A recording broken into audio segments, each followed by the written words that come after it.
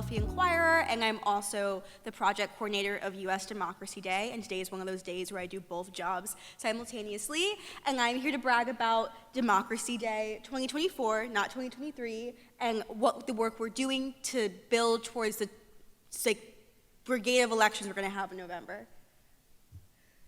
This is the wrong presentation. Ah, shit. Okay.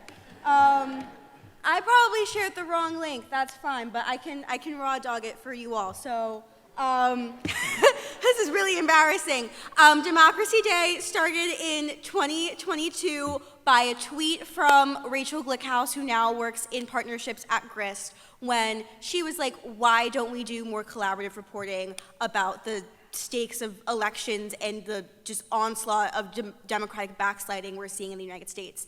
And we were all like, that's so true. So we started a nationwide collaborative of newsrooms who are dedicated to reporting on democracy and elections and local politics in such a way that it empowers readers and audiences as voters and, civic participants. So what that looks like in practice is both, enterprise, long-form investigations into misinformation networks and threats to democracy, but also service journalism about how democracy works at the municipal, city, and state level, and also solutions reporting about the people working to, advance voter turnout, give people more voter rights, more language access at the polls, all of that good stuff. So, as we stand today, in the year of our Lord 2024, we have over 160 partner newsrooms, organizations across the U.S. that will participate, and they range from the Texas Tribune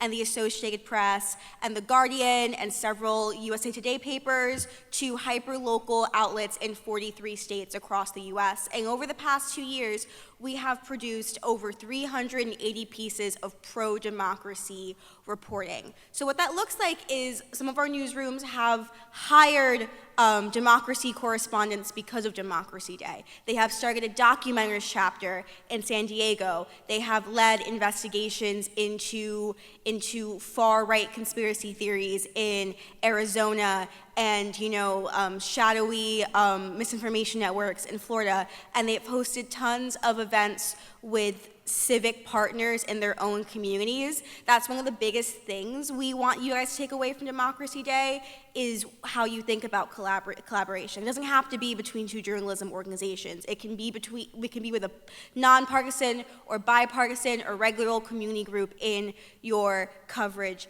area. So let's talk a little bit about what we're doing this year. So we have a list of 8 coverage priorities on our website that is usdemocracyday.org that kind of show you our focus areas, and they range from, just the stakes of the election and voting procedures to things like the free speech and the right to protest, which is so important right now as we see First Amendment protections being applied unevenly across the U.S. And they also cover things like civic participation and how to get people who are voter fatigued more engaged, and most crucially, newsroom transparency. So how can you guys explain the awesome work you do in a way to build audience trust? And here's the most exciting part. We're gonna give you money to do some of that stuff. Please clap, woo! So this year, thanks to a generous grant from Democracy Fund through our partnership with Harkin, we are giving out up to $40,000 in reporting grants for newsrooms who participate in Democracy Day this year. This money can be used to hire freelancers, plan engagement events, get new software for data visualization projects, hire photographers, whatever. All you have to do is produce a piece of reporting for Democracy Day on September 15th, and it has to be a new project. So you can't just submit your regular old voter guide and say, we want money to do that. It has to be reporting or engagement or journalism that you couldn't accomplish otherwise. So if you wanted to print your voter guide to address the digital divide, for example, we give you money to do that.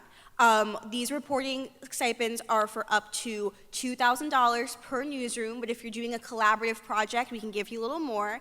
And the things we're looking for, we're specifically focused on giving money to independent, nonprofit, hyperlocal, small, or ethnic media organizations. organizations that want to try or love doing solutions journalism and work that, is fundamentally collaborative, whether that's involving more parts of your newsroom than you normally would, if that's partnering with other media organizations in your ecosystem, or, like I said, partnering with civic organizations.